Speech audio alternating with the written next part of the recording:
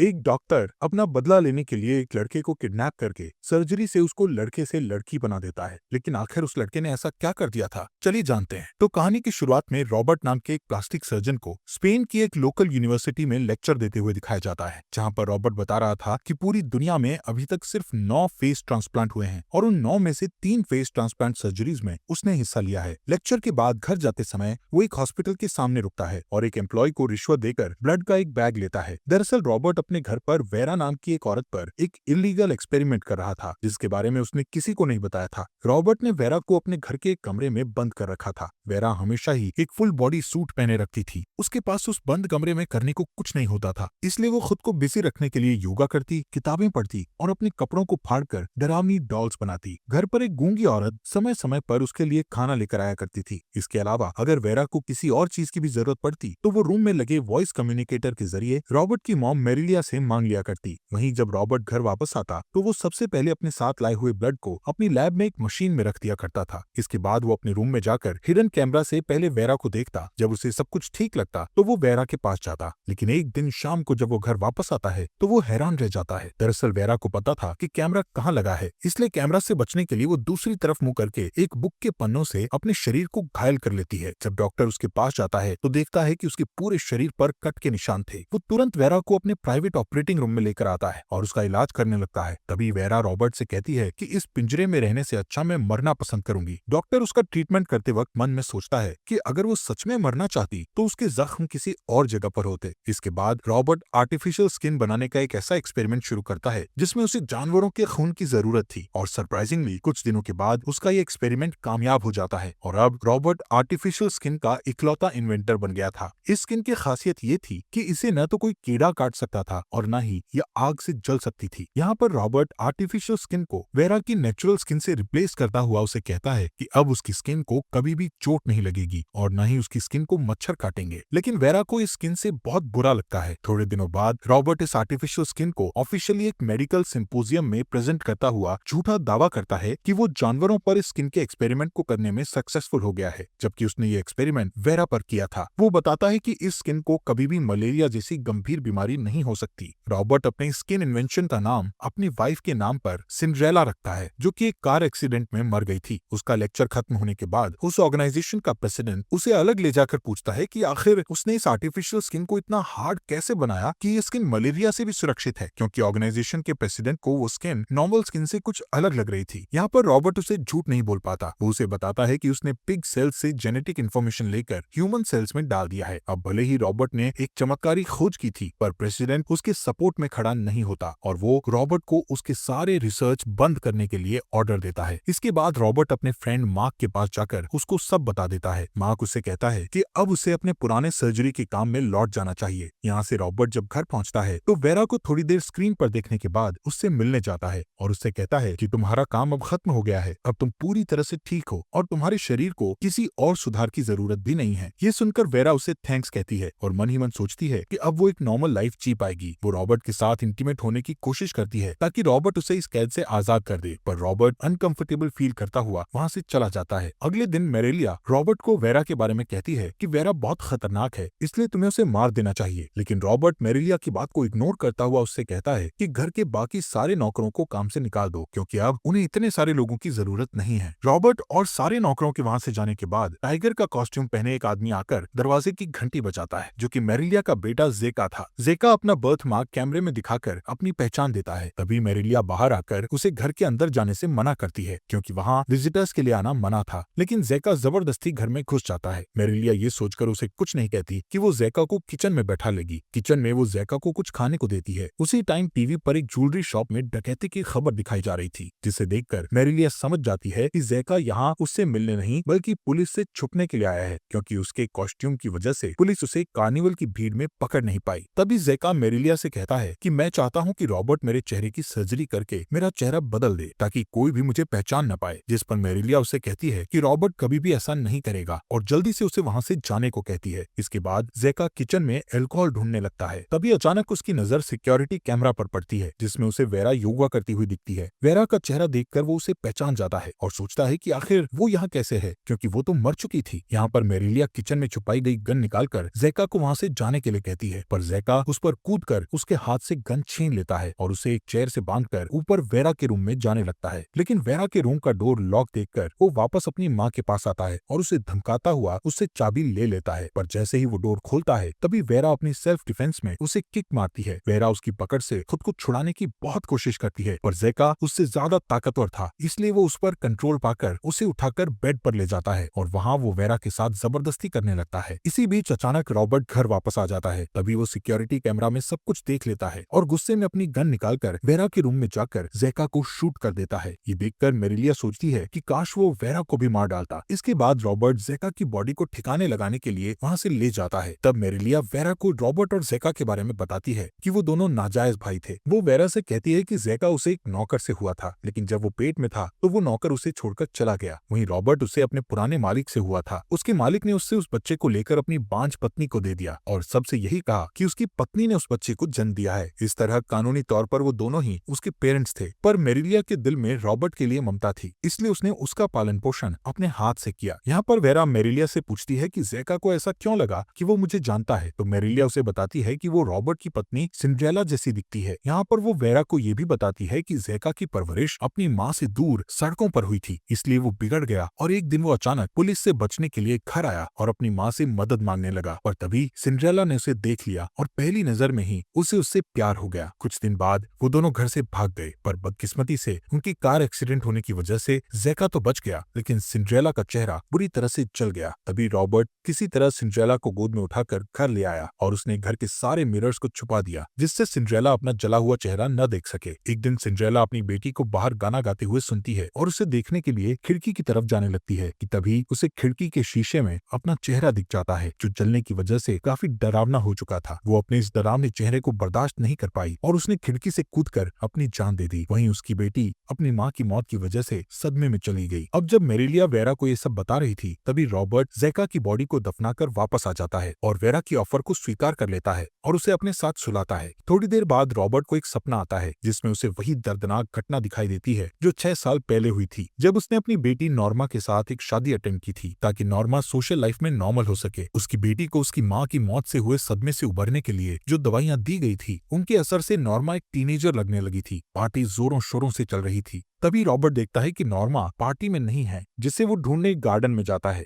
वहां पहुंचने पर उसे एक लड़का बड़ी तेजी से बाइक से जाता हुआ दिखता है। तभी वहीं रॉबर्ट को नॉर्मा के जूते और कोट नीचे पड़ा हुआ मिलता है। वो उन चीजों को ट्रैक करता हुआ उस जगह पहुंचता है जहां नॉर्मा बेहोश पड़ी थी। उसके कपड़े सही से नहीं पहने हुए थे। यहाँ पर रॉबर्ट को ये समझते देर नहीं लगी कि उस बाइक राइडर ने नॉर्मा के साथ क्या किया है। जैसे ही नॉर्मा को होश आता है वो अपने फादर रॉबर्ट को अटैकर समझकर जोर जोर से चिल्लाने लगती है। इसके बाद प्रेजेंट में हम देखते हैं कि वेरा भी सपने में उसी घटना को देखती है। वो देखती है कि विंसेंट नाम का एक यंग लड़का अपनी माँ के साथ एक ड्रेस शॉप में काम कर रहा है। एक दिन वो एक पार्टी अटेंड करता है। अचानक पार्टी में विंसेंट नॉर्मा को देखकर उसके साथ फ्लर्ट करने की कोशिश करने लगता है। वो उसे गार्डन में ले जाता है। नॉर्मा को गार्डन में काफी गर्मी लग रही थी, इसलिए वो अपना कोट और जूते उतार देती है, लेकिन विंसेंट को लगता है कि नॉर्मा उसे सिग्नल दे रही है, जिससे वो उसे एक पेड़ के नीचे ले जाकर उसके साथ क्लोज होने की कोशिश करता है। शुरू में तो नॉर्मा को बुरा नहीं लगता, पर जैसे ही शादी के बैंड में एक खास गाना बजने लगता है तो वो जोर जोर से चीखने लगती है। दरअसल ये वही गाना था जिसे वो अपने बचपन में गाती थी और जिसके कारण उसकी माँ की मौत हो गई थी। विंसेंट उसके मुंह को अपने हाथ से बंद कर देता है। तभी नॉर्मा उसके हाथ को जोर से काट लेती है, जिससे विंसेंट उसे थप्पड़ मारने लगता है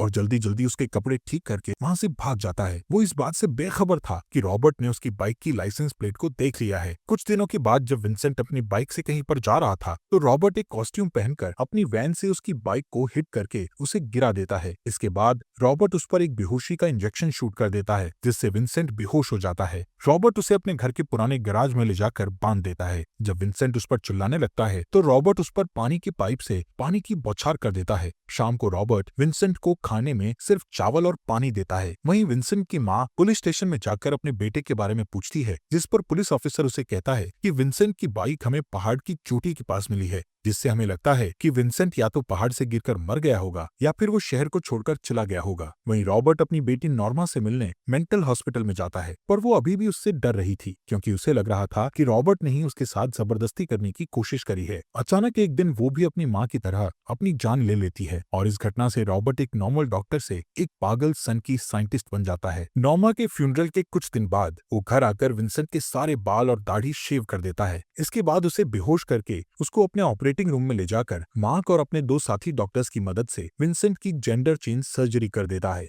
रॉबर्ट अपने साथी डॉक्टर्स को कन्विंस करने के लिए उनको नकली पेपर दिखाता है जिसमें लिखा होता है कि पेशेंट क्लिनिक इसलिए नहीं जाना चाहता क्योंकि वो इस चीज को गुप्त रखना चाहता है, जिससे डॉक्टर उसकी बात पर बिलीव कर लेते हैं। कुछ घंटों बाद जब विंसेंट को होश आता है तो वो खुद को एक बंद कमरे में अकेला पाता है। तब से ही वो रॉबर्ट के घर में एक कैदी का जीवन बिताने लगता है। उसे अपने नए प्राइवेट पार्ट का भी ख्याल रखना होता था जिससे कि वो जल्दी ठीक हो जाए। जैसे ही उसके प्राइवेट पार्ट वाला एरिया हील हो जाता है उसके बाद रॉबर्ट उसके शरीर को और ज्यादा औरत का लुक देने के काम में जुट जाता है। वो उसे औरत जैसी चेस्ट और हाई पिच वाली वॉइस भी देता है और तब से विंसेंट फुल बॉडी सूट पहनने लगता है क्योंकि रॉबर्ट का ख्याल था कि इससे उसकी नई स्किन सुरक्षित रहेगी और उसकी नई बॉडी को शेप देने में हेल्प भी मिलेगी। अब उस रूम में पहले दिन विंसेंट रॉबर्ट को हिट करके वहां से भागने की कोशिश करता है, पर रॉबर्ट ने इसके लिए पहले से ही तैयारी कर रखी थी। जब विंसेंट दरवाजा खोलने लगता है तभी रॉबर्ट अपनी गन लेकर उसे धमकाकर वापस रूम में जाने के लिए कहता है। मजबूरन विंसेंट को वापस रूम में जाना पड़ता है। कुछ हफ्तों बाद विंसेंट वुमन सर्जरी के लास्ट प्रोसीजर से गुजरता है जहां रॉबर्ट उसे अपनी मरी हुई वाइफ सिंड्रेला का चेहरा देता है। यहाँ पर रॉबर्ट विंसेंट का नया नाम वेरा रखता है। अब स्टार्टिंग के कुछ दिनों तक तो वेरा रॉबर्ट के दिए हुए कपड़ों को फाड़ती और मेकअप को बर्बाद करके रॉबर्ट का विरोध करती है। वो सिर्फ एक आईलाइनर को अपने पास रखती है जिससे कि वो दीवार पर अपने साथ हुए इस इंसिडेंट को लिख सके। उस कमरे में उसके पास सिर्फ एक टीवी ही उसके मनोरंजन का इकलौता साधन था जिसके जरिए वो योगा सीखती और अपने कपड़ों को फाड़कर डरावनी डॉल्स बनाती। कुछ दिनों बाद रॉबर्ट अपनी माँ मेरिलिया को घर में बुलाता है ताकि वेरा की देखभाल के लिए एक औरत की जरूरत पूरी हो जाए। यहाँ से कहानी प्रेजेंट में आ जाती है जहाँ अब रॉबर्ट और वेरा काफी खुशी खुशी रह रहे थे।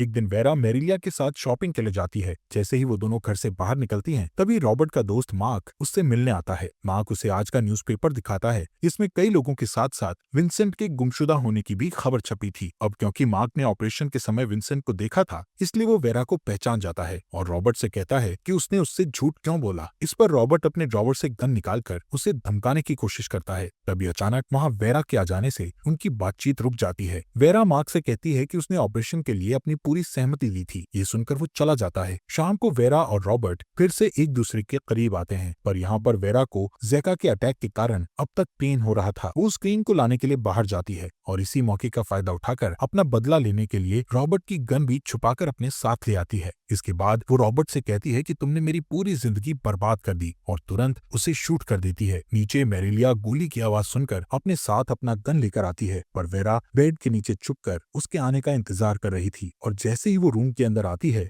तो वेरा उसे भी गोली मार देती है। अब जब सब कुछ खत्म हो चुका था और वेरा आजाद थी तो वो कुछ कपड़े और पैसे लेकर वहां से भाग जाती है। अगले दिन वो अपनी माँ की शॉप पर पहुंचती है और उन्हें अपनी पहचान साबित करने के लिए उसे वो सारी बातें बताती है जो सिर्फ विंसेंट ही जानता था, जिसे सुनकर उसकी माँ हैरत में पड़ जाती है और यहाँ पर विंसेंट और उसकी माँ दोनों इमोशनल हो जाते हैं। दोस्तों, हमारे चैनल को सब्सक्राइब करना मत भूल।